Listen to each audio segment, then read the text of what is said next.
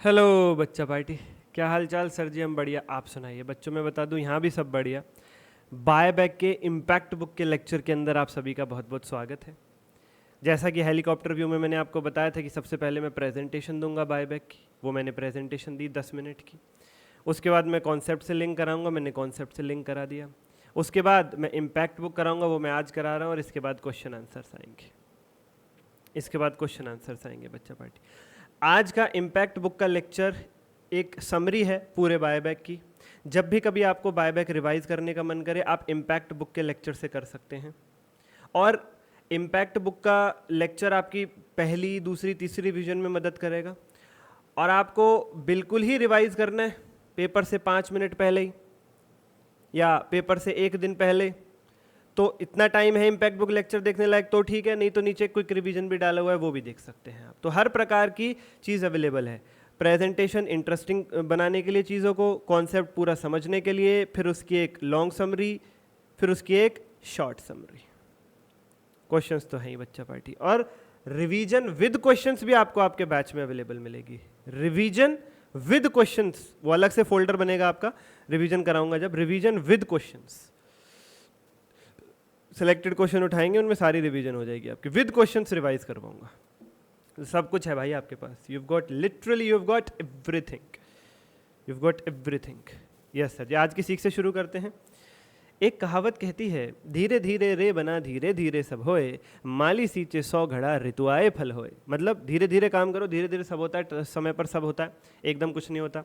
फल भी ऋतु आने पर उगते हैं, फसल भी ऋतु आने पर होती है, उससे पहले कुछ नहीं होता, समय पर सब होता है। और एक कहावत है, काल करे सो आज कर, आज करे सो अब, पल में परले होएगी, बहुरी करेगो कब। मतलब कल के काम को आज ही कर डालो भाई, देरी मत करो बिल्कुल भी। तो भाई ये दोनों कहावतें आपस में एंटी हैं। तो आज की सीख क्या कहती है? हर कहावत की एंटी कहावत मौजूद है, तो किसी भी एक कहावत को अपने जीवन का आधार मत बना लेना, फ्लेक्सिबल रहना।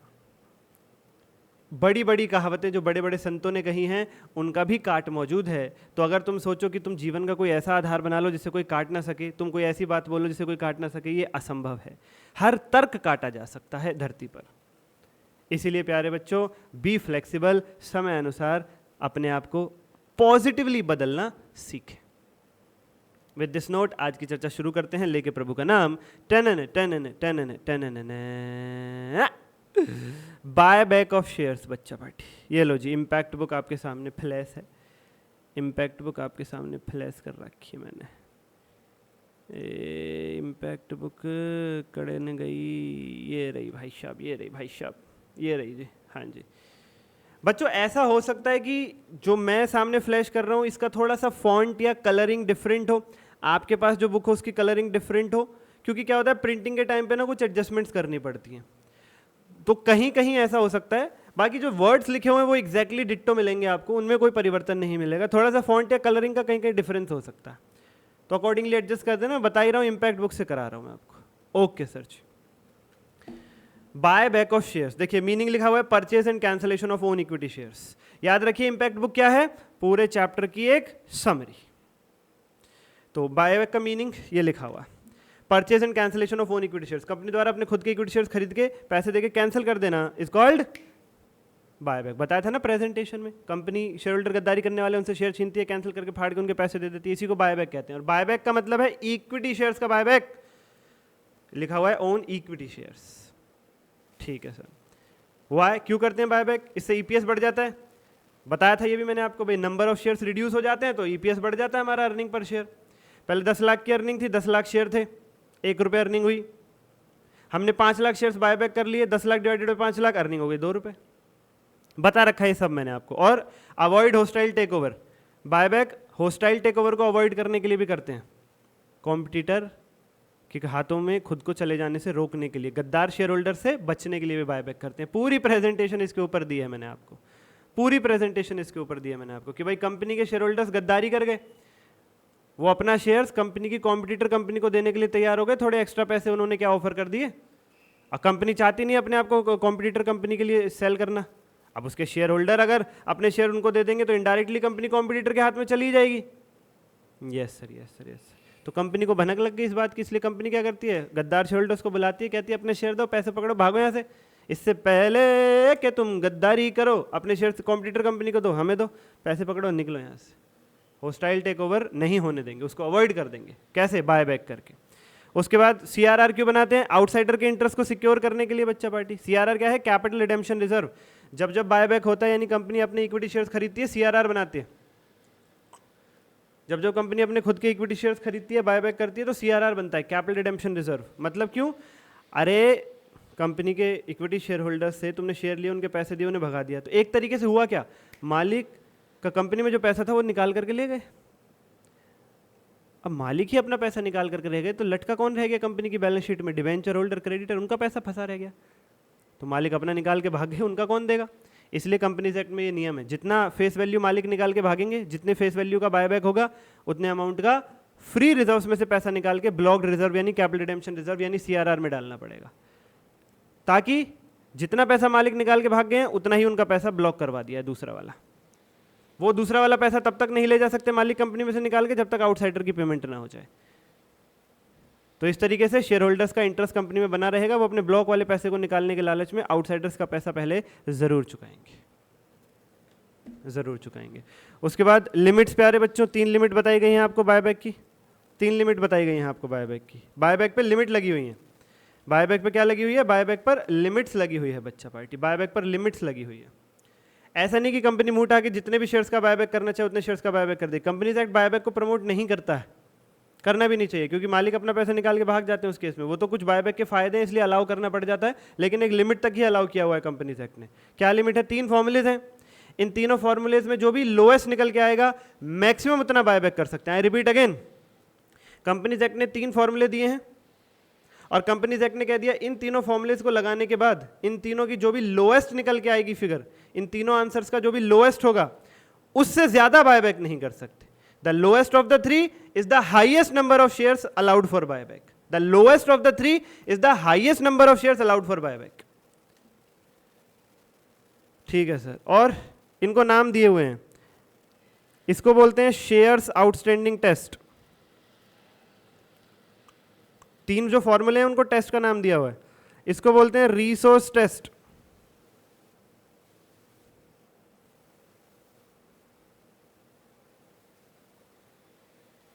और तीसरे वाले को बोलते हैं डेट इक्विटी रेशियो टेस्ट। जो 3 फॉर्मूलेज दिए हैं उन्हें 3 टेस्ट के नाम से जाना जाता है। पहला फॉर्मूला है number of outstanding shares into 25%। जितने शेयर्स आउटस्टैंडिंग है, जितने भी कंपनी ने इक्विटी शेयर्स इशू कर रखे हैं, उसका 25% बायबैक कर सकते हो, उससे ज्यादा नहीं। दूसरा, equity paid up capital plus preference paid up capital plus free reserve plus security premium reserve, EPFS. EPFS, equity paid up capital, preference paid up capital, free reserve, security premium reserve. इसकी multiply कर लो 25% से और divide कर दो buyback price, वो question में given होता है। यह दूसरा फॉर्मूला, इसे रिसोर्स टेस्ट कहते हैं। और ये पेपर में ये तीनों फॉर्मूलेज लगाते वक्त ये वर्ड लिखने हैं आपको, share outstanding test, resource test, debt equity ratio test, याद रखना, ये लिखने हैं आपको, ये लिखने हैं आपको। आई रिपीट अगेन, ये तीनों लिखने हैं आपको, share outstanding test, resource test, debt equity ratio test. अगर क्वेश्चंस के लेक्चर में कहीं मैंने नहीं लिखे हैं तो भी याद रखना आपको लिखने हैं पेपर में। जब भी तीनों फॉर्मूले लगाओगे वर्ड लिखोगे, पहले शेयर आउटस्टैंडिंग टेस्ट, फिर फॉर्मूला लिखोगे, रिसोर्स टेस्ट, फिर फॉर्मूला लिखोगे। तीसरा है debt equity ratio test, long term debt plus short term debt, यानी हर तरीके की उधारी, लॉन्ग टर्म वाली भी शॉर्ट टर्म वाली भी, divided by EPFS again, equity paid up capital, preference paid up capital, free reserve, security premium reserve, plus fresh issue, नए शेयर्स अगर इशू हो रहे हैं तो minus x into buyback price minus x into face value, यानी 3 चीजें नहीं आ गई, प्लस न्यू शेयर्स का issue minus x into buyback price minus x into face value, whole equals to 2/1, cross multiply करके एक्स ढूंढ लेना, वो तीसरे फॉर्मूले का आंसर होगा। क्वेश्चंस आएंगे, मैं उधर ये फॉर्मूले सब लगा करके दिखाऊंगा आपको, डोंट वरी एट ऑल। अभी बस इम्पैक्ट बुक में सारी चैप्टर की समरी बना के एक जगह रिवीजन चल रही है आपकी, अभी वो पार्ट चल रहा है। ठीक है सर, तो बायबैक का मतलब अपने इक्विटी शेयर्स खरीद के कैंसिल कर देना। क्यों करते हैं? ईपीएस बढ़ाने के लिए, होस्टाइल टेक ओवर अवॉइड करने के लिए। सीआरआर क्यों बनाते हैं? क्योंकि मालिक अपना पैसा निकाल के भाग गया, आउटसाइडर का पैसा खतरे में आ गया, इसलिए उनका फ्री वाला पैसा ब्लॉक करवा दिया ताकि वो इंटरेस्ट से काम करे, और जब तक आउटसाइडर का पैसा नहीं देंगे तब तक वो ब्लॉक वाला पैसा नहीं निकाल के ले जा पाएंगे, इसलिए वो आउटसाइडर्स का पैसा जरूर चुकाएंगे, आउटसाइडर का पैसा खतरे पर आने से बच जाएगा। अच्छा, बायबैक को कंपनी से प्रमोट करता है? नहीं, इसलिए उसने लिमिट लगा रखी है। 3 टेस्ट है, share outstanding test, resource test, debt equity ratio test. इन तीनों टेस्ट को लगाते हैं, इन तीनों का जो भी लोएस्ट आता है is the highest number of shares allowed for buyback. उससे ज्यादा नहीं हो सकते, उसके बराबर हो सकते हैं, कम हो सकते हैं, ज्यादा नहीं हो सकते। तो share outstanding test, number of outstanding share into 25%, resource test, EPFS into 25% divided by buyback price, debt equity ratio test, long term debt plus short term debt divided by EPFS plus fresh issue minus x into buyback price minus x into face value whole equals to 2/1, cross multiply करके x ढूंढ लो। ये सब मैं दिखाऊंगा question में करके, बहुत बार ये फॉर्मुलेज हम क्वेश्चन में लगाएंगे। अभी रिवीजन चल रही है बच्चा बैठे, अभी रिवीजन चल रही है। और सर ये क्या लिखा हुआ है आईसीआई प्रेजेंटेशन, ये कॉन्सेप्ट बुक में तो नहीं दिखा हमको। हाँ बच्चा बैठे, यस बच्चा बैठे, ये क्वेश्चंस में दिखाऊंगा आपको। जो हमारा तीसरा फॉर्मूला है वो हम कैसे कराते हैं और आईसीआई ने कैसे प्रेजेंट कर रखा है और पेपर में आपको कैसे करना है वो क्वेश्चंस में बताया जाएगा आपको, डोंट वरी। ठीक है सर, ठीक है सर। तो बाकी जनरल एंट्रीज, जनरल एंट्री की सीरीज मैंने आपको बता रखी है बायबैक की। पहले पैसा अरेंज करते हैं भाई, बायबैक करने का मतलब क्या है, इक्विटी शेयर होल्डर से शेयर लेना, उनकी पेमेंट कर देना, इक्विटी शेयर होल्डर से शेयर लेना, उनकी पेमेंट कर देना। बोले यस सुनो, यस सर। तो भैया उसके लिए पैसा तो चाहिए ना, तो पहले पैसा अरेंज करेंगे, फिर ड्यू करेंगे, फिर पे करेंगे, फिर प्रीमियम अगर बायबैक पे तो राइट ऑफ करेंगे, फिर आउटसाइडर के इंटरेस्ट को सिक्योर करने के लिए सीआरआर बनाएंगे और बायबैक एक्सपेंसेस अगर हैं तो उनकी एंट्री करेंगे। तो सबसे पहले पैसा अरेंज करने की एंट्री क्या बताई मैंने आपको सर, पैसा अरेंज करने की एंट्री आपने बताई है बैंक डेबिट होगा और पैसा अरेंज करने का जो भी कारण है वो क्रेडिट होगा। बैंक डेबिट होगा और जिस भी वजह से पैसा अरेंज हो रहा है वो क्रेडिट होगा। तो जैसे हम पैसा अरेंज कर सकते हैं इन्वेस्टमेंट बेच के, लोन लेके, शेयर इशू करके, डिबेंचर इशू करके, 4 तरीके से। चारों ही तरीकों में बैंक डेबिट होगा, bank debit, bank debit, bank debit, bank debit. और जिस वजह से आप पैसा अरेंज कर रहे हो वो क्रेडिट। इन्वेस्टमेंट बेच के तो टू इन्वेस्टमेंट, लोन लेके तो to bank loan, share issue करके तो to share capital, debenture issue करके तो टू डिबेंचर। यानी प्यारे प्यारे बच्चों, पैसा अरेंज करने की एंट्री क्या है, बैंक को डेबिट करो और जिस तरीके से पैसा अरेंज कर रहे हो उसे क्रेडिट करो। इन्वेस्टमेंट बेच के तो टू इन्वेस्टमेंट, शेयर इशू करके टू शेयर, डिबेंचर इशू करके टू डिबेंचर, लोन लेके टू बैंक लोन। हाँ, शेयर डिबेंचर प्रीमियम पे इशू कर रहे हो तो साथ में टू सिक्योरिटी प्रीमियम रिजर्व जरूर आ जाएगा, 12वीं क्लास से आप जानते हो ये बात। बिल्कुल सर, बिल्कुल। और इन्वेस्टमेंट बेचते वक्त लॉस हुआ है तो पी&एल डेबिट हो जाएगा, प्रॉफिट हुआ है तो पी&एल क्रेडिट हो जाएगा, क्योंकि 11th क्लास से पढ़ रहे हो, debit all expense and loss, credit all income and gain. Investment बेचते वक्त मान लो 10 लाख की इन्वेस्टमेंट 8 लाख में बिकी, तो इन्वेस्टमेंट में आएगा 10 लेकिन बैंक में मिलेंगे 8, 2 लाख का लॉस डेबिट हो जाएगा। उल्टा केस है तो क्रेडिट हो जाएगा, उल्टा केस है तो क्रेडिट हो जाएगा। मान लो 10 लाख की इन्वेस्टमेंट 12 में बिक गई तो बैंक में आएंगे 12, इन्वेस्टमेंट है 10 की, 2 लाख का प्रॉफिट, टू पी&एल 2 लाख। क्योंकि हमें एंट्री में डेबिट और क्रेडिट का टोटल बराबर बैठाना होता है किसी भी जनरल एंट्री में, जानते हैं आप, 11वीं क्लास से पढ़ रहे हैं बात। उसके बाद बायबैक को ड्यू करने की entry, equity share capital debit. जब जब शेयर इशू होते हैं, जब जब शेयर इशू होते हैं, शेयर कैपिटल क्रेडिट होती है, यदा तदा सर्वदा पूरे अकाउंट्स में याद रखना। और जब जब बायबैक करोगे, शेयर्स वापस लोगे चाहे, तो कैपिटल डेबिट होगी। चाहे इक्विटी का बायबैक कर रहे हो, चाहे प्रेफरेंस का रिडेम्पशन कर रहे हो, कुछ भी कर रहे हो, वापस लोगे तो डेबिट करके चलेंगे, तो इक्विटी शेयर कैपिटल डेबिट। अगर प्रीमियम पे कर रहे हो बायबैक पर, 10 का शेयर 12 में खरीद रही है कंपनी, कंपनी का शेयर 10 का है लेकिन उसके शेयर होल्डर गद्दारी करके किसी और को दे रहे हैं, इसलिए कंपनी को महंगा यानी 12 में लेना पड़ रहा है अपने शेयर होल्डर से। 2 रुपये एक्स्ट्रा पे कर रही है कंपनी और extra payment is a loss. 10 की चीज का तुम 12 दे रहे हो तो लॉस है, लॉस को क्या करते हैं, डेबिट। इसलिए प्रीमियम पेबल ऑन बायबैक क्या हो जाएगा, debit. Debit to equity shares buyback account, to equity shares buyback account. Equity share capital account debit, premium payable on buyback account debit, to equity shares buyback account. Payment equity shares buyback to bank, payment में यदा तदा सर्वदा bank credit होगा जब जब payment करोगे। ठीक है सर, ठीक है सर। उसके बाद प्रीमियम को राइट ऑफ करने के लिए मैंने क्या बताया, ये जो प्रीमियम ऊपर आपने पे किया, प्रीमियम पेबल ऑन बायबैक, इसे राइट ऑफ करने के लिए सीरीज है। सबसे पहले सिक्योरिटी प्रीमियम रिजर्व का इस्तेमाल करते हैं, फिर जनरल रिजर्व का, उसके बाद पी&एल का। ठीक है, ये सीरीज याद रखना। एसजीपी अगर कोई बोले बायबैक के प्रीमियम को राइट ऑफ करने की सीरीज बताओ, बोलना है एसजीपी, वो बोले हैं security premium reserve, general reserve, P and L to premium payable on buyback. यानी जो नुकसान हुआ है बायबैक करते वक्त, जो प्रीमियम पे किया है, उस नुकसान को राइट ऑफ यानी खत्म तो करना पड़ेगा ना। वो कहाँ से करते हो, पहले सिक्योरिटी प्रीमियम रिजर्व, उसमें पैसे कम पड़ गए, उसमें पैसे कम थे, लॉस ज्यादा हुआ है, प्रीमियम ज्यादा पे किया है, तो जनरल रिजर्व को बुलाओ। उससे भी बात नहीं बनी तो फिर पी&एल को बुलाओ। सीरीज मेंटेन रखना, पहले से ही बात बन गई वहीं रुक जाना, दूसरे से बात बन गई वहीं रुक जाना, तीसरे से तो बात बनी जाएगी, ऐसा क्वेश्चन नहीं मिलेगा कि पी&एल से बात नहीं बनेगी। और जनरल रिजर्व रेवेन्यू रिजर्व के नाम से भी देखने को मिल सकता है क्वेश्चन में, तो याद रखना जनरल रिजर्व जहाँ जहाँ है वहाँ रेवेन्यू रिजर्व आ जाएगा। ठीक है सर। नेक्स्ट सीआरआर बनाना है, सीआरआर बनाने की एंट्री जीपीओ, सीआरआर बनाने की series GPO, premium write off करने की है एसजीपी, सीआरआर बनाने की है जीपीओ। पहले जनरल रिजर्व यानी रेवेन्यू रिजर्व, फिर पी&एल, फिर अदर फ्री रिजर्व जैसे कि डिविडेंड इक्वलाइजेशन रिजर्व एग्जांपल के तौर पे, to capital redemption reserve account. यानी कैपिटल रिडेम्पशन रिजर्व बनाने के लिए हम सीआरआर बनाने के लिए हम सिक्योरिटी प्रीमियम रिजर्व का इस्तेमाल नहीं करते। जनरल रिजर्व से शुरू करते हैं, फिर P&L पे, फिर भी ज़रूरत अगर पड़ती है तो अदर फ्री रिजर्व्स को बुलाते हैं, अदर फ्री रिजर्व्स को बुलाते हैं। कितने अमाउंट का CRR बनाते हैं? Nominal value of shares bought back, जितने शेयर्स बाय बैक कर लिया उनकी face value minus fresh issue, नए शेयर्स जितने इशू हो गए। CRR किस लिए बनाते हो? मालिक अपना पैसा निकाल के भाग गए, उतने का CRR बनाओगे। CRR बनाते हैं आउटसाइडर के इंटरेस्ट को सिक्योर करने के लिए, मालिक अपना पैसा निकाल के भाग गए तो कंपनी कहते हैं जितना फेस वैल्यू तुम निकाल के भाग गए उतना CRR बनाओ ताकि आउटसाइडर का इंटरेस्ट सिक्योर हो, उतना पैसा अपना ब्लॉक करो कंपनी में ताकि आउटसाइडर का पैसा सिक्योर हो जाए। कंपनी कहती है, कंपनी सेट कहता है शेयर होल्डर से। तो कितने का CRR बनाओगे? जितने की फेस वैल्यू मालिक निकाल के भाग गए। माइनस फ्रेश इशू क्या है सर? अगर नए शेयर्स क्वेश्चन में इशू हो रहे हैं तो वो अमाउंट माइनस कर देना। मान लो 4 लाख इक्विटी शेयर्स का बायबैक हुआ है, फेस वैल्यू यानी नॉमिनल वैल्यू है 10 रुपए। तो प्यारे बच्चों नॉमिनल वैल्यू कितनी हो गई? 40 लाख। अब उसमें क्वेश्चन में लिखा है कि 10 लाख शेयर्स आपने 10 लाख रुपए के नए शेयर्स इशू किए हैं, तो CRR 30 लाख का ही बनेगा। क्यों CRR क्यों बनता है? आउटसाइडर्स यानी डिवेंचर होल्डर क्रेडिटर कहते हैं मालिक अपना पैसा निकाल के भाग गए, इनका पैसा ब्लॉक करवाओ। वो 40 लाख निकाल के भागे हैं लेकिन 10 लाख के नए मालिक भी आए हैं, तो नेट अगर देखोगे 10 लाख के नए शेयर्स इशू हैं, 10 लाख के नए मालिक भी आए, तो नेट देखोगे तो मालिक 30 लाख ही निकाल करके भागे हैं, तो CRR 30 लाख का ही बनेगा। नेट अगर देखोगे तो मालिक 30 लाख निकाल के भागे हैं, इसलिए CRR 30 लाख का ही बनेगा।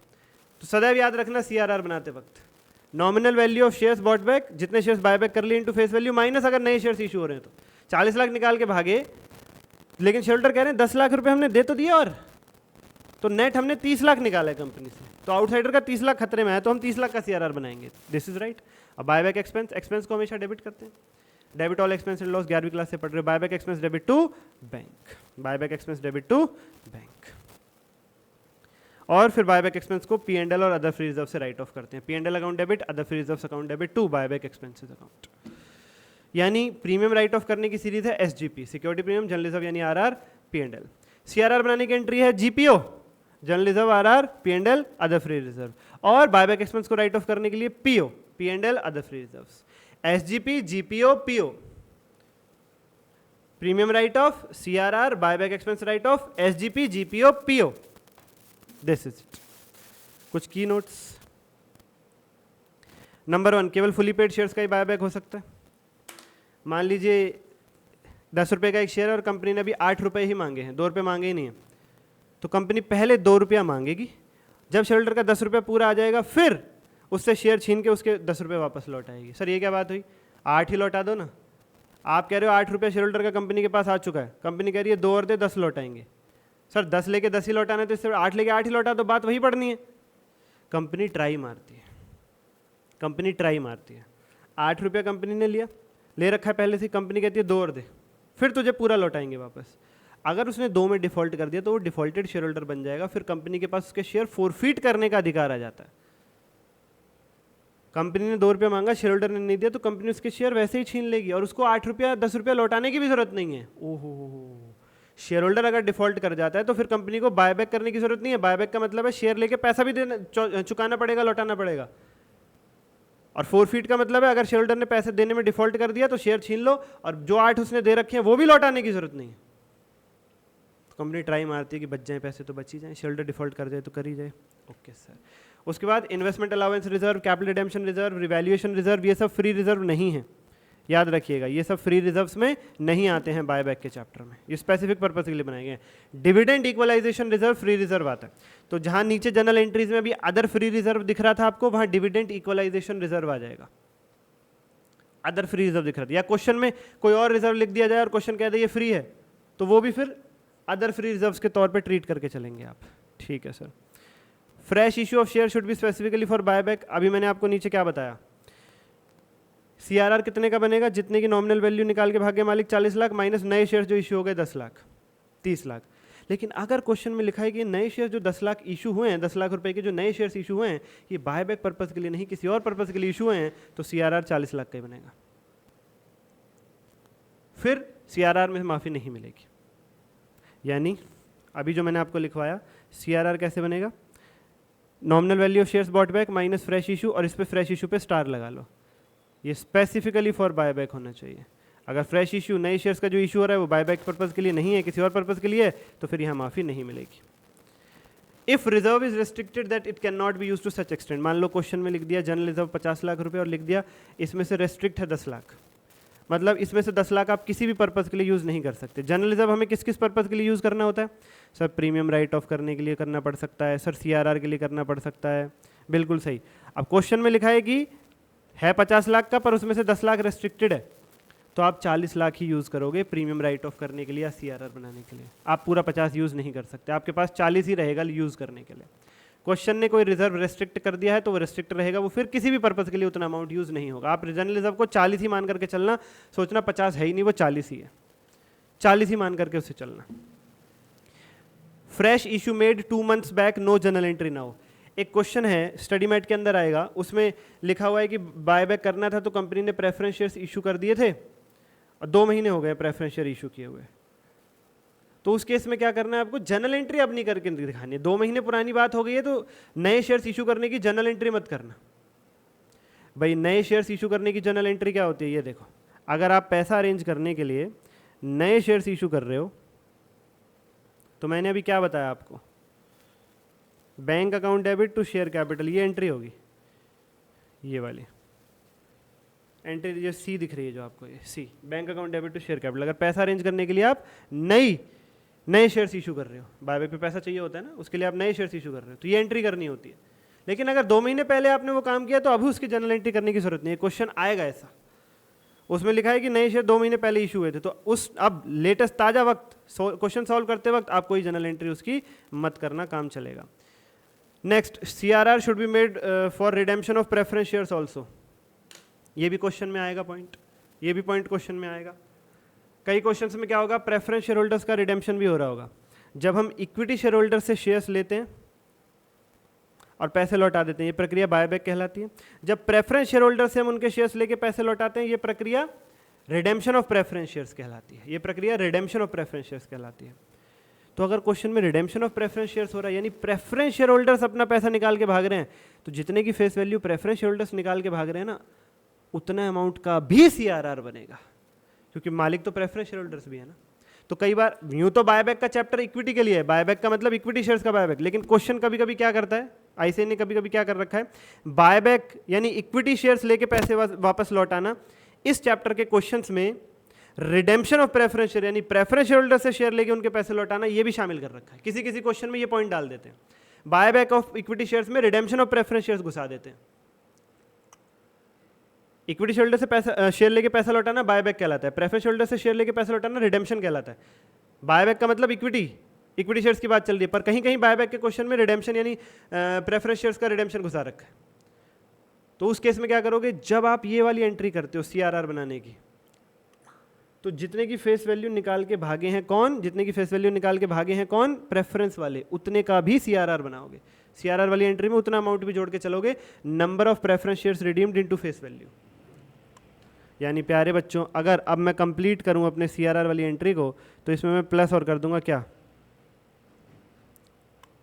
इसमें और मैं प्लस कर दूंगा number of shares, number of preference shares redeemed into face value, number of preference shares redeemed into face value. यानी मेरे सीआरआर का पूरा फॉर्मूला क्या बना, मेरे सीआरआर का पूरा फॉर्मूला क्या बना, nominal value of shares bought back minus fresh issue specifically for buyback plus number of preference shares redeemed into face value. लिख लेना ये अपने पास, लिख लेना ये अपने पास बच्चा बैठे, ये लिख लेना अपने पास, nominal value of shares bought back equity shares bought back minus fresh issue specifically for buyback. ये फ्रेश इशू इक्विटी का भी हो सकता है, प्रेफरेंस शेयर्स का भी हो सकता है, plus number of preference shares redeemed into face value, that is it. 8th CRR 7th CRR should be made net of fresh issue of shares. ये तो मैंने बता ही दिया आपको, अगर नए शेयर्स इशू हो रहे हैं तो सीआरआर में से उतना अमाउंट माइनस कर देते हैं। 7th नोट तो बता ही दिया ऑलरेडी। 7th नोट कह रहा है कि सीआरआर बनाते वक्त फ्रेश इशू ऑफ शेयर्स को माइनस करना, नेट का मतलब होता है अकाउंट्स में माइनस करना ना भूलें, वो मैंने बता दिया अभी फॉर्मूले में आपको, वो मैंने बता दिया अभी फॉर्मूले में आपको। यस सर जी, यस सर जी।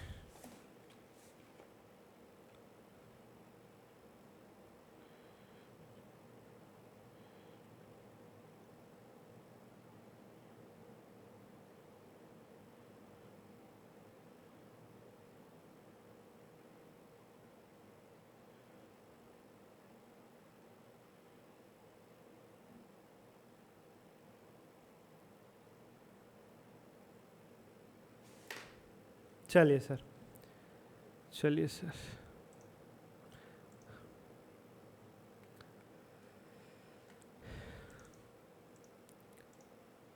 इसके बाद ये कुछ स्पेशल जर्नल एंट्रीज हैं बच्चा पार्टी, इसके बाद ये कुछ स्पेशल जर्नल एंट्रीज हैं। ये क्या है, ये 3-4 छोटे छोटे पॉइंट हैं जो क्वेश्चंस में इंक्लूड कर देते। जैसे अभी मैंने बताया आपको, बायबैक का मतलब होता है इक्विटी शेयर होल्डर से शेयर लेके उनके पैसे लौटा देना। अब स्टडी मेट ने क्या कर रखा है, कहीं कहीं बायबैक में रिडेम्पशन घुसा रखा है, कहीं कहीं बायबैक में रिडेम्पशन घुसा रखा है। Yes sir. और क्या कर रखा है, कहीं कहीं बोनस घुसा दिया, कहीं कहीं ओन डिवेंचर्स कैंसिल, कहीं कहीं ईसॉप घुसा दिया। तो किसी किसी क्वेश्चन में एक एक नया नया पॉइंट डाल रखा है, तो वो मैंने इम्पैक्ट बुक में ला करके यहाँ शामिल कर दिए हैं।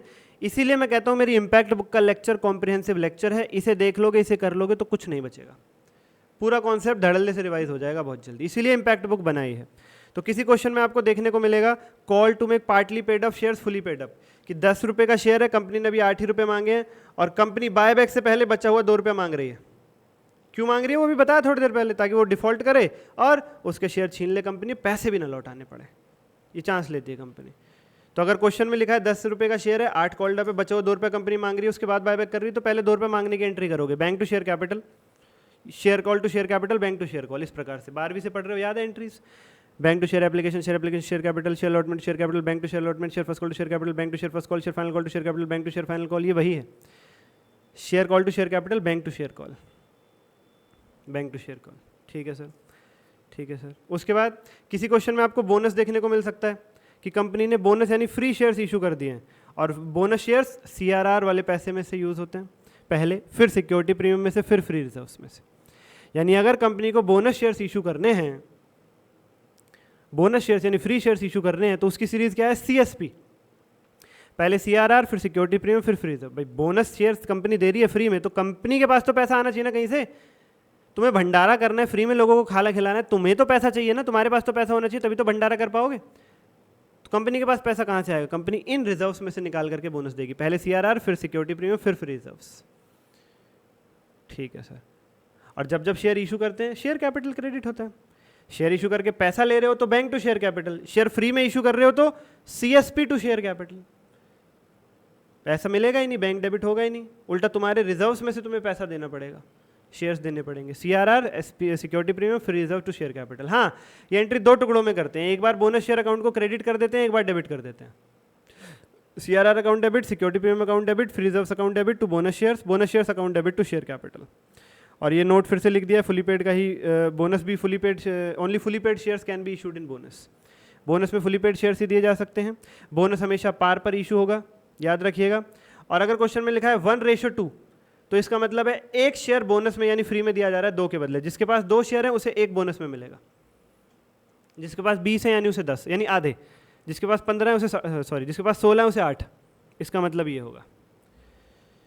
तो अगर कंपनी पहले पार्टली पेड अप शेयर्स को फुली पेड बना रही है तो share call to share capital, bank to share call, company bonus दे रही है तो CSP to bonus shares to share capital.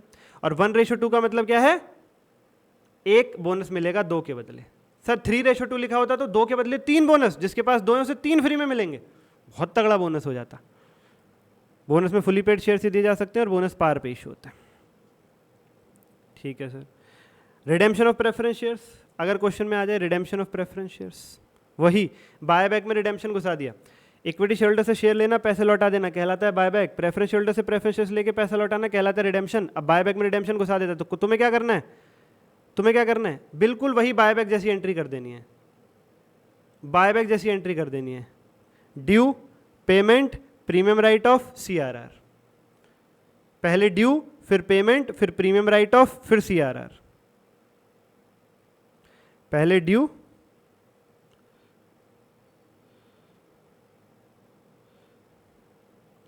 यानी पहले सेकंड वाली एंट्री होगी, उसके बाद फर्स्ट वाली यानी पेमेंट वाली, फिर थर्ड यानी प्रीमियम राइट ऑफ करने की, उसके बाद फ्री रिजर्व्स की, उसके बाद फ्री रिजर्व्स की, ये एंट्रीज और आ जाएंगी।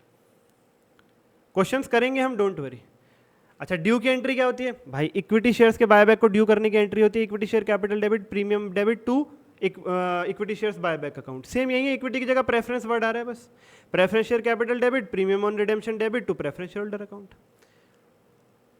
बायबैक की पेमेंट की एंट्री होती है equity share buyback to bank, यहां पर है preference share holder to bank, equity की जगह प्रेफरेंस वर्ड आ रहा है, preference share holder. Premium on buyback को राइट ऑफ करने की एंट्री क्या होती है, security premium general reserve P and L to premium on buyback, वही एंट्री यहाँ है, security premium general reserve P and L to premium on redemption. CRR बनाने की एंट्री क्या होती है, general reserve P and L other free reserve to CRR, वही entry यहाँ पर है, general reserve P and L other free reserve to CRR, वही एंट्री यहाँ पर है। तो basically what I am saying, जो ये पहली दो एंट्रीज हैं, एक तो ड्यू करने की यानी preference share capital debit, premium on redemption debit to preference share holder और preference share holder debit to bank, ये दो एंट्रीज और आ जाएंगी बिल्कुल शुरू में। इक्विटी के बायबैक एंट्री करने से पहले ये दो एंट्रीज कर देना अगर क्वेश्चन में रिडेम्पशन ऑफ प्रेफरेंस शेयर्स है। और ये वाली प्रीमियम राइट ऑफ करने वाली एंट्री, प्रीमियम राइट ऑफ करने वाली एंट्री और ये सीआरआर बनाने वाली एंट्री साथ में कर सकते हो, चाहो तो अलग अलग कर सकते हो पर साथ में कर सकते हो।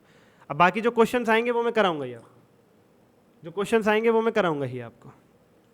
ठीक है भाई, आप देखो ना, जो तीसरी एंट्री प्रीमियम राइट ऑफ करने की बिल्कुल सेम है, चौथी एंट्री सीआरआर वाली बिल्कुल सेम है, तो उन्हें आप मर्ज करके एक साथ भी कर सकते हो।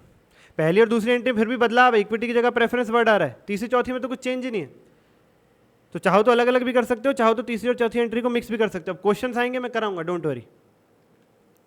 Don't worry.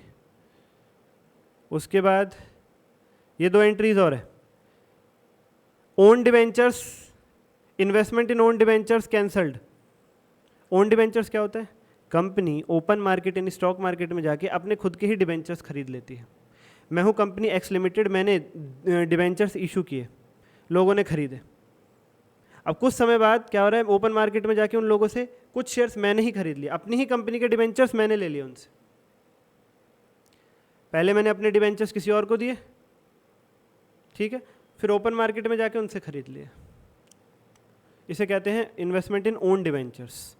और अब अपने ही शेयर इशू कर रखे हैं, वापस अपने आप से ही खरीद लिए, तो क्या हुआ, एक जेब से पैसा निकाला एक जेब में रख दिया, तो उन्हें कैंसिल भी करना पड़ता है उस चीज़ को। फिर खुद ही पैसा लगाया, खुद ही शेयर्स इशू किए, खुद ही शेयर्स बेचे, खुद ही डिवेंचर्स बेचे और फिर खुद ही खरीद लिए, अपने आप को ही बेचते।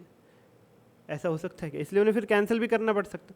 तो कैंसिल करने की एंट्री क्या होती है, debentures debit to investment. Debentures liability है, इन्वेस्टमेंट एसेट है। अब उनको कैंसिल करोगे तो यदा तदा सर्वदा अकाउंट्स में याद रखना, लायबिलिटी कैंसिल होने पे डेबिट होती है, इन्वेस्टमेंट यानी एसेट कैंसिल होने पे क्रेडिट होता है। इसलिए डिवेंचर्स को डेबिट कर देंगे, इन्वेस्टमेंट को क्रेडिट कर देंगे, और जो भी डिफरेंस है वो gain on cancellation of debentures account में चला जाएगा। डिवेंचर्स डेबिट होंगे फेस वैल्यू वाले अमाउंट से, ठीक है, इन्वेस्टमेंट क्रेडिट होगी सीपी से, कॉस्ट प्राइस से, और जो भी डिफरेंस है वो gain on cancellation of debentures में चला जाएगा। ठीक है, ओके सर। और फिर finally gain on cancellation of debentures capital reserve में। ये एक क्वेश्चन आएगा, वहाँ पे दिखाऊंगा मैं आपको करके, ये क्वेश्चन आएगा वहाँ पे दिखाऊंगा मैं आपको करके। ठीक है सर, ठीक है सर, ठीक। तो स्पेशल एंट्रीज की अगर मैं बात करूँ तो सबसे पहले आया था कि अगर कंपनी बचा हुआ पैसा मांग रही है शेयर्स पे, तो share call to share capital, bank to share call. उसके बाद bonus, CSP to bonus, bonus to share capital, 1:2 का मतलब है एक मिलेगा दो के बदले। रिडेम्पशन ऑफ प्रेफरेंस शेयर्स में पहली दो एंट्री कर देना, preference share capital debit, premium on redemption debit to preference holder, preference holder to bank, बाकी तीसरी चौथी मर्ज हो जाएगी, मैं क्वेश्चंस कराऊंगा ही। ऑन डिवेंचर्स कैंसल्ड यानी डिवेंचर और इन्वेस्टमेंट कट गए, डिवेंचर लायबिलिटी है, इन्वेस्टमेंट एसेट है, दोनों कट गए, लायबिलिटी कटेगी तो डेबिट, एसेट कटेगा तो क्रेडिट, यानी debentures account debit to investment, face value CP, difference चला जाएगा gain on cancellation of debenture, और फिर वहां से कैपिटल रिजर्व में। Last but not the least, ESOPs outstanding. बच्चों याद रखना, जितना मैं बता रहा हूं इनके लिए इतना ही काफी है। देखो, बचे हुए 2 रुपये मांगना, ये 12वीं क्लास से पढ़ रहे हो, share call to share capital, bank to share call.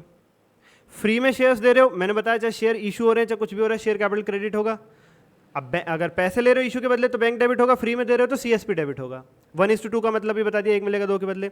Redemption of preference shares की एंट्री बिल्कुल सेम है, इक्विटी की तरह, बायबैक ऑफ इक्विटी की तरह बिल्कुल सेम। डिवेंचर इन्वेस्टमेंट इन ओन डिवेंचर कैंसिल, एसेट और लायबिलिटी कट गए आपस में, लायबिलिटी कटती है तो डेबिट, एसेट कटता है तो क्रेडिट, ये रूल है पूरे अकाउंट्स का। तो इनके लिए इतना ही जानना काफ़ी है आपको। ये किसी भी क्वेश्चन में ये पांचों एक साथ नहीं मिलने वाले आपको, किसी क्वेश्चन में इन पांचों में से कोई इक्का दुक्का एक ही चीज़ मिलेगी, इक्का दुक्का, मैक्सिमम 2 बस। जितना मैं बता रहा हूँ इन पांचों पॉइंट्स के लिए उतना जानना काफ़ी है आपके लिए। क्यों? रिडेम्पशन ऑफ प्रेफरेंस शेयर्स एक सेपरेट चैप्टर हुआ करता था पहले, बोनस एक सेपरेट चैप्टर हुआ करता था पहले, डिबेंचर्स एक सेपरेट चैप्टर हुआ करता था पहले, ईसॉप्स एक सेपरेट चैप्टर हुआ करता था पहले पुराने सिलेबस में। इंस्टीट्यूट ने उन चारों चैप्टर्स को हटा के केवल नए सिलेबस में बायबैक छोड़ा था। अब चुल तो है ही, उन चारों चैप्टर्स की एक एक एंट्री उठा के फिर बायबैक में भी पूछ लेते हैं, नए सिलेबस में भी। अब हटाना था तो हटा ही देते, फिर अब यहां क्या पूछते हो। लेकिन उसका भी इंतजाम मैंने कर दिया आपके लिए, जितना बता रहा हूं उतना काफी है। This is it, this is it. Next is ESOPs. ESOPs outstanding.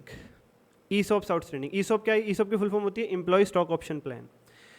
Company कई बार अपने एम्प्लॉय से ये कहती है,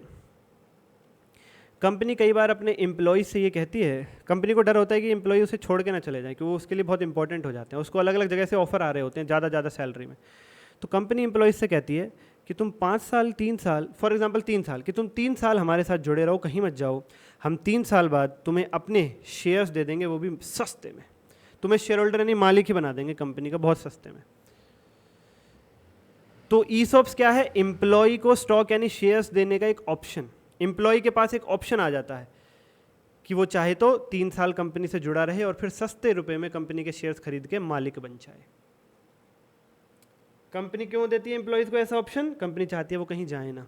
सुंदर पिचाई है, गूगल में है, उसके पास अलग अलग से सोचो कहाँ कहाँ कितने तगड़े तगड़े ऑफर आते होंगे। तो गूगल ने बोला सुंदर पिचाई को, तुम 10 साल हमसे जुड़े रहो, कहीं मत जाओ, 10 साल बाद हम अपनी कंपनी के इतने शेयर तुम्हें मामूली प्राइस में दे देंगे, तुम्हें मालिक बना देंगे। तो वो उसे क्या लगेगा, अरे यार 10 साल, अभी तो CEO हूँ, 10 साल बाद मालिक ही बन जाऊँगा, एक तरीके से शेयर होल्डर ही बन जाऊँगा पूरा कंपनी के अंदर, तो जुड़े रहता हूँ। तो ऐसे केस में मान लो व्यक्ति जितना टाइम कंपनी ने कहा उतने टाइम कंपनी से जुड़ा रहा, और फिर उसके बाद उसने कंपनी के शेयर्स खरीद लिए, तो क्या एंट्री होगी? Bank account debit to share capital. Company की बुक्स में तो यही एंट्री होगी। कंपनी बाहर शेयर इशू करे या कंपनी अपने एम्प्लॉयज़ को शेयर इशू करे, कंपनी महंगे में दे चाहे कंपनी सस्ते में दे, पैसा तो आ रहा है कंपनी के पास, तो बैंक डेबिट होगा। और शेयर इशू कर रही है कंपनी, तो शेयर कैपिटल क्रेडिट होना ही होना। यदा तदा सर्वदा, चाहे बायबैक के लिए तुम कर रहे हो शेयर इशू तो भी entry bank to share capital है, चाहे ईसॉप्स के लिए कर रहे हो शेयर इशू, सस्ते में दे रहे हो तब भी bank to share capital. Bank में थोड़ा कम पैसा आ जाएगा नो डाउट, लेकिन बैंक तो डेबिट होगा ही होगा। Yes sir, yes sir, yes. Bank में डेबिट होगा एक्सरसाइज प्राइस, यानी जितना कंपनी ने तुमसे मांगा, ना कि मार्केट प्राइस। मार्केट प्राइस में तो तुम कहीं से भी खरीद लोगे, कंपनी ने कहा था सस्ते में देंगे, उसे एक्सरसाइज प्राइस कहते हैं। सस्ता प्राइस यानी एक्सरसाइज प्राइस। तो कंपनी को कितने पैसे मिलेंगे? जितना कंपनी ने सस्ते में कहा था एम्प्लॉय से खरीदने के लिए, सस्ता वाला पैसा ही देगा। तो कंपनी की बुक्स में बैंक कितने से डेबिट होगा? Exercise price. Let suppose market price था 50 और कंपनी ने कहा हम तुम्हें 20 में दे देंगे, तो जब शेयर होल्डर शेयर खरीदेंगे तो कंपनी को बैंक में 20 रुपये तो मिलेगा। एक्सरसाइज प्राइस यानी 20 रुपये। टू शेयर कैपिटल में फेस वैल्यू आएगी। ठीक है सर, ठीक है sir. ESOPs reserve account debit, ये क्या है? ये क्या है? जो डिफरेंस जो कंपनी ने नुकसान खाया है, fair value minus exercise price. 50 का शेयर कंपनी ने 20 में दिया है, 30 का नुकसान खाया है, बोलो यस सुनो। 30 का नुकसान खाया है, बोलो यस सुनो। यस सर, 30 का नुकसान खाया है। नुकसान डेबिट होगा, हाँ, इसलिए उसको डेबिट कर देंगे, ESOPs reserve account debit. Okay sir, यानी प्यारे प्यारे बच्चों, मन के सच्चों, प्यारे प्यारे बच्चों, मन के सच्चों, लेट सपोज, ये लो मैं लिख करके बताता हूँ आपको। जितना मैं बता रहा हूँ उतना ही काफ़ी है, ये मत सोचना सर इन पे कम चर्चा क्यों कर रहे हैं। ये चैप्टर्स हैं अपने आप में, लेकिन इनसे बहुत थोड़ा थोड़ा सा ही पूछा जाता। ये लो क्या लिखा हुआ है जी? Bank debit, ESOPs reserve debit to share capital to securities premium. ठीक है, मान लो कंपनी ने 10,000 शेयर्स ऑफर किए थे। एक व्यक्ति से कंपनी ने कहा था तुम 3 साल जुड़े रहो, 3 साल बाद हम तुम्हें 10,000 शेयर्स दे देंगे। मार्केट प्राइस 50 का था, 3 साल बाद कंपनी ने 20 में ही देने को राजी हो गई और उसने 8,000 शेयर्स खरीद लिए। 8,000 शेयर्स खरीद लिए, उसके 8 की गुंजाइश थी, उसने 8 खरीद लिए। तो बैंक में कितने मिलेंगे कंपनी को? 8,000 शेयर्स पे 20 रुपया, 1,60,000। कंपनी ने कहा था एक शेयर 20 का देंगे, तो अब अगर व्यक्ति खरीद रहा है तो 20 रुपये देगा कंपनी को, कंपनी के पास 20 रुपया ही आएगा। बिल्कुल ठीक। यहाँ पे क्या आएगा? शेयर कैपिटल में तो हमेशा फेस वैल्यू आती है। फेस वैल्यू लेट सपोज 10 रुपये, तो यहाँ पे आ गया 80,000। यहाँ पे आ गया 10,000। और जो ये नुकसान कंपनी ने खाया 50 की चीज़ 20 में दे दी। बाहर किसी को देती कंपनी, मार्केट में रेट 50 का चल रहा था, मात्र 20 में दे दिया। क्यों? एम्प्लॉय को रोके रखने के लिए। 30 का जो नुकसान है यहाँ आ जाएगा 8,000 इंटू 30, 2,40,000। और सिक्योरिटी प्रीमियम में क्या आएगा? 8,000 इंटू 40, 8,000 इंटू 40, 3,20,000। बैंक में मिलेंगे 20 रुपये, बिल्कुल ठीक।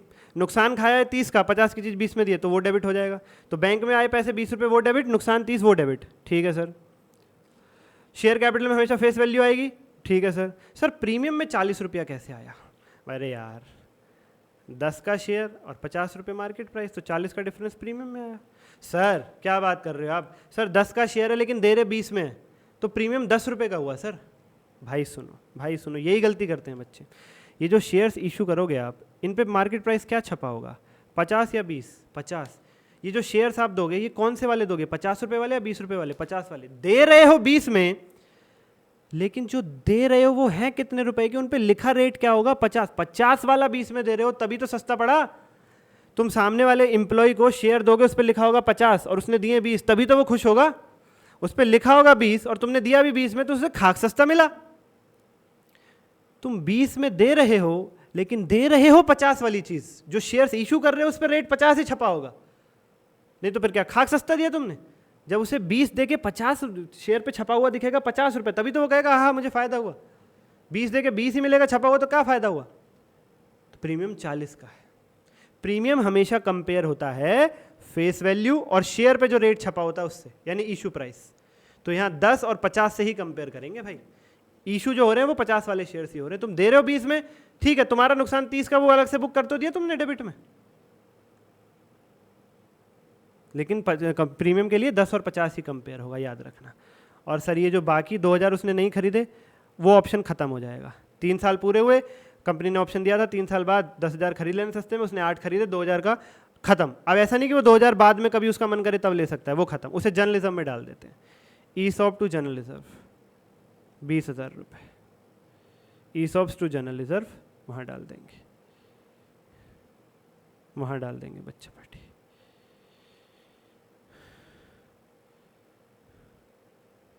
ESOPs account, outstanding account debit to channel reserve. उम्मीद करता हूँ बातें समझ में आई होंगी आपको, उम्मीद करता हूँ बातें समझ में आई होंगी।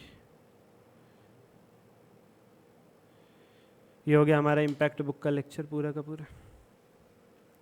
इसके बाद अब इसमें बायबैक में कुछ नहीं बचता है, कुछ नहीं बचता इसके बाद बायबैक में। ठीक है सर जी। बिल्कुल भी ये सोचने की गलती मत करना कि पिछले लेक्चर में जैसे कॉन्सेप्ट मैंने कराया था वही मैंने यहाँ पे करा दिया है आपको। जी नहीं बच्चा पार्टी, मैं पागल नहीं हूँ, मैं 40 मिनट अलग से शूट करूँगा।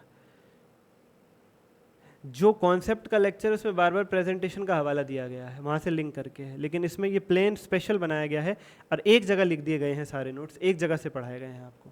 ये आपकी पहली दूसरी तीसरी रिवीजन में मदद करने के लिए लेक्चर दिया जा रहा है आपको। और क्विक रिवीजन दे ही रहा हूँ 5 से 10 मिनट वाली, वो भी मदद करेगी आपकी। किसके लिए? पेपर से 1 दिन पहले 2 दिन पहले रिवाइज करने के लिए। चलिए आज के लिए इतना ही, धन्यवाद।